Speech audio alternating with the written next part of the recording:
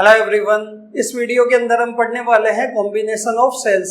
इसके अंदर हम सबसे पहले बात करेंगे सीरीज कॉम्बिनेशन ऑफ सेल्स की, कि हमारे पास बहुत सारे सेल्स है और वो सारे सीरीज में कनेक्टेड है, मतलब एक ही लाइन के अंदर कनेक्टेड है किसी सर्किट के अंदर। तो इन सारे सेल्स की वजह से सर्किट में नेट करंट कितना ड्रॉ होने वाला है, कितना करंट फ्लो करने वाला है, उस करंट की वैल्यू हमें निकालनी है, उसका एक्सप्रेशन हमें निकालना है। ठीक है, तो देखो इसके अंदर हम कंसिडर करते हैं कि हमारे पास n आइडेंटिकल सेल्स है। आइडेंटिकल का मतलब है कि हर एक सेल का ईएमएफ और इंटरनल रेजिस्टेंस क्या है, सेम है। तो n identical sales same polarity के सीरीज के अंदर कनेक्टेड है सर्किट के अंदर एक एक्सटर्नल रेजिस्टेंस कैपिटल R के साथ, कि n आइडेंटिकल सेल्स है और वो सारे के सारे सेम पोलैरिटी के हैं। ठीक है, और सीरीज में कनेक्टेड है किसी सर्किट के अंदर एक्सटर्नल रेजिस्टेंस कैपिटल R के साथ। तो उन सारे सेल्स की वजह से सर्किट के अंदर नेट करंट कितना ड्रॉ होने वाला है, नेट करंट कितना फ्लो करने वाला है, उस करंट का एक्सप्रेशन हमें निकालना, वैल्यू हमें निकालनी है। ठीक है, तो देखो इसके अंदर हमने क्या कंसिडर किया है, let us consider that n identical cells are connected in series with the same polarity in a circuit with external resistance capital R. The EMF of each cell is capital E and internal resistance is small r. कि हमने n identical sales लिए, series के अंदर connect किए same polarity के साथ, एक external resistance capital R के साथ। क्लियर है, और हर एक सेल का ईएमएफ कितना है, कैपिटल E, और इंटरनल रेजिस्टेंस कितना है, स्मॉल r। तो सर्किट के अंदर कितना करंट ड्रॉ होने वाला है इन सारे सेल्स की वजह से, उस करंट की वैल्यू हमें निकालनी है। ठीक है, तो देखो इसका डायग्राम क्या होने वाला है, तो हम कंसिडर करते हैं कि ये हमारे पास फर्स्ट सेल है और ये इसका इंटरनल रेजिस्टेंस है, जो कि क्या होगा, सीरीज के अंदर सर्किट में कनेक्ट होने वाला है। ठीक है, और इस सेल का ईएमएफ कितना है, E, और इंटरनल रेजिस्टेंस कितना है, स्मॉल r। ये आपके पास क्या है, फर्स्ट सेल है। आप इस तरीके से इसको बना सकते हैं। बताओ, क्लियर है? ठीक है, ये आपके पास क्या है, सेकंड सेल है, सीरीज में कनेक्टेड है, और ये इसका क्या होगा, इंटरनल रेजिस्टेंस होगा, ये E। इसका ईएमएफ कितना है, E, और इंटरनल रेजिस्टेंस कितना है, स्मॉल r। ये सेकंड सेल है। ऐसे कितने सेल्स है, n नंबर ऑफ सेल्स क्या है, सीरीज में कनेक्टेड है। तो ये आपके पास n सेल है और ये इसका क्या होगा, ईएमएफ E, और इंटरनल रेजिस्टेंस कितना है, स्मॉल r। तो ये n नंबर ऑफ सेल्स क्या है, सीरीज के अंदर कनेक्टेड है किसी सर्किट के अंदर, किसके साथ, एक एक्सटर्नल रेजिस्टेंस कैपिटल R के साथ। तो ये आपके पास कैपिटल R एक्सटर्नल रेजिस्टेंस, ये इस सर्किट के अंदर क्या है, कनेक्टेड है।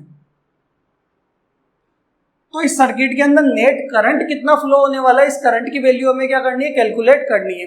तो देखो हमें पता है कि नेट करंट कैसे निकलेगा इस सर्किट का, तो करंट का फॉर्मूला होता है ओम्स के according net potential upon net resistance.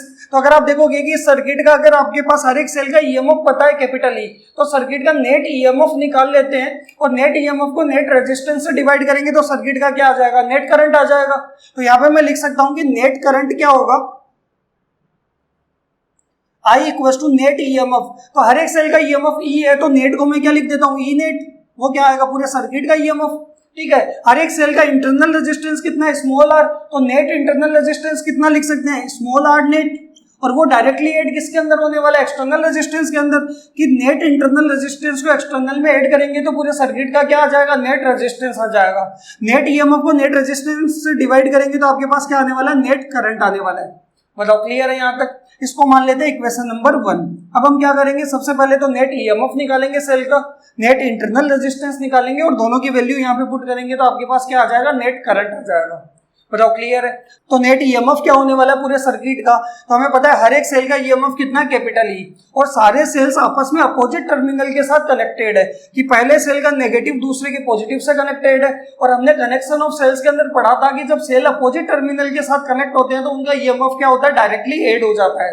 तो यहाँ पे भी सारे सेल्स अपोजिट टर्मिनल के साथ कनेक्टेड है, तो यहाँ पे हर एक सेल का ईएमएफ क्या होगा, डायरेक्टली ऐड होगा, तो क्या आ जाएगा, नेट ईएमएफ आ जाएगा। क्लियर है? तो यहाँ पे अगर आप देखोगे तो हर एक सेल का ईएमएफ E है, तो E n टाइम्स तक ऐड होगा तो कितना आ जाएगा, n ही। ठीक है, तो आप लिख सकते हो कि net EMF of the circuit, तो सर्किट का नेट ईएमएफ आपके पास आने वाला है net equals to E plus E n times तक क्या करेंगे, ऐड करेंगे, सबको ऐड करेंगे तो आपके पास क्या आ जाएगा, n टाइम्स तक ऐड होगा तो n इंटू E। ये आपके पास क्या है, सर्किट का नेट ईएमएफ। क्लियर है? अब क्या निकालेंगे, नेट इंटरनल रेजिस्टेंस। और आपको पता है सारे इंटरनल रेजिस्टेंस किसमें है, सीरीज के अंदर है, और सीरीज में रेजिस्टेंस क्या होता है, डायरेक्टली ऐड होता है। तो नेट इंटरनल रेजिस्टेंस क्या आने वाला है, net internal resistance of the circuit. तो अगर आप देखोगे नेट इंटरनल रेजिस्टेंस आएगा R net equal to, series में डायरेक्टली ऐड हो जाएंगे तो R plus R n times तक ऐड करेंगे तो ये भी कितना हो जाएगा, एन इंटू आर। तो ये आपके पास क्या आ गया, net internal resistance, equation number 3। तो देखो नेट ईएमएफ और नेट इंटरनल रेजिस्टेंस की वैल्यू कहाँ पुट कर देंगे, इक्वेशन 1 के अंदर। तो आपके पास क्या आ जाएगा, सर्किट का नेट करंट आ जाएगा, मैक्सिमम करंट आ जाएगा। तो यहाँ पे put equation 2 and 3 in equation 1। 2 and 3 को इक्वेशन 1 के अंदर हम पुट करेंगे तो हमारे पास नेट करंट का फॉर्मूला आने वाला है। देखो ई नेट की जगह तो एन ई, और स्मॉल आर नेट की जगह कितना आएगा, n into small R plus capital R. ये आपके पास सर्किट के अंदर क्या आया, नेट करंट आया। बताओ क्लियर है यहाँ तक? ठीक है। देखो इसके अंदर दो स्पेशल केस भी बनने वाले हैं, तो इसके अंदर स्पेशल केस की बात करते हैं। तो यहाँ पे देखो मैं ये डायग्राम मिटा रहा हूँ।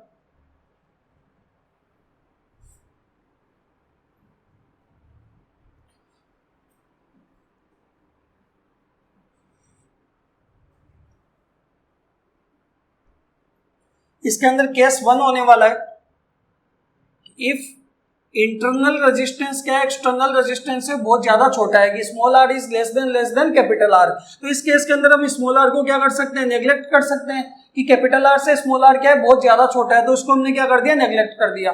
तो करंट की वैल्यू क्या आ जाएगी, वो आ जाएगी I equal to N E upon N into क्या होगा, स्मॉल आर की वैल्यू क्या रखेंगे, 0 प्लस कैपिटल आर। तो ये आपके पास आएगा n E by capital are.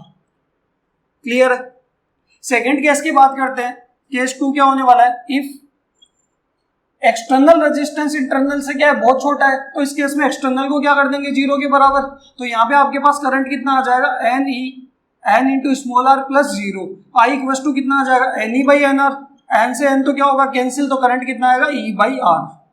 बताओ क्लियर है? तो अगर आप दोनों केस में बात करोगे कि मैक्सिमम करंट कौन से केस के अंदर आ रहा है, तो यहाँ पे अगर आप देखोगे तो यहाँ पे E बाई आर की value n number of cells से क्या हो रही है, मल्टीप्लाई हो रही है। ठीक है, लेकिन यहाँ पे नहीं हो रही, तो इस केस के अंदर करंट क्या आने वाला है, ज्यादा आने वाला है।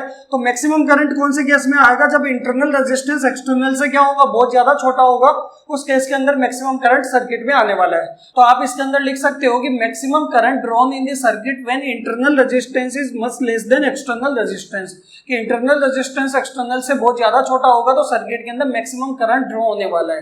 क्लियर है यहाँ तक? तो ये आपके पास सीरीज कॉम्बिनेशन ऑफ सेल्स।